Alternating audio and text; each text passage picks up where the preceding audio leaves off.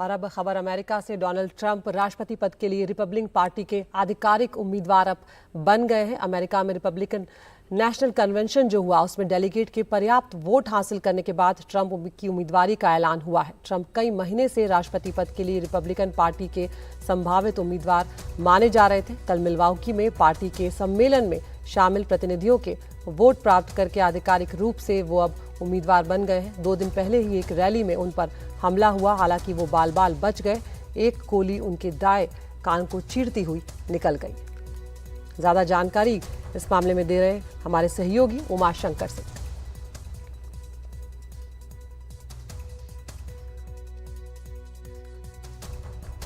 अमेरिकी शहर मिल्वॉकी में रिपब्लिकन पार्टी के नेशनल कन्वेंशन में डोनाल्ड ट्रंप को आधिकारिक तौर पर राष्ट्रपति पद का उम्मीदवार चुन लिया गया है।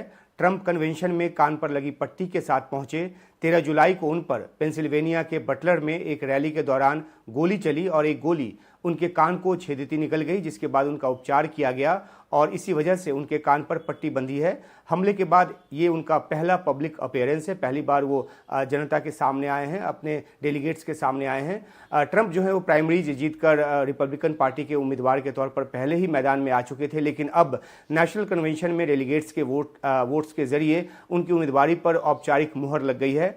अब तक के कई सर्वे में ट्रंप को बाइडेन पर भारी बताया जा रहा है। अमेरिकी चुनाव में पहले प्रेसिडेंशियल डिबेट के बाद तो अमेरिका के मौजूदा राष्ट्रपति जो बाइडेन की जीत की संभावना और भी कम बताई जा रही है और उसके पीछे उनकी उम्र को एक बहुत बड़ी वजह मानी जा रही है। जिस तरीके से वे अपनी बातों में लड़खड़ाते हैं, कई बार अपने भाषण भूल जाते हैं। हालांकि उन्होंने रेस से हटने से और किसी और को उम्मीदवारी सौंपने से साफ मना कर दिया है। अभी तक वो मना करते आए हैं। डेमोक्रेट्स का जो कन्वेंशन है वो अगले महीने होना है और तब तक बाइडेन की उम्मीदवारी को लेकर बहस जो है वो चलती रहेगी। लेकिन ट्रंप की उम्मीदवारी जो कि पहले से ही साफ थी और अब उस पर औपचारिक मुहर लग गई है, जाहिर सी बात है कि वो बाइडेन और उनकी सरकार पर और अधिक दमखम के साथ निशाना साधेंगे।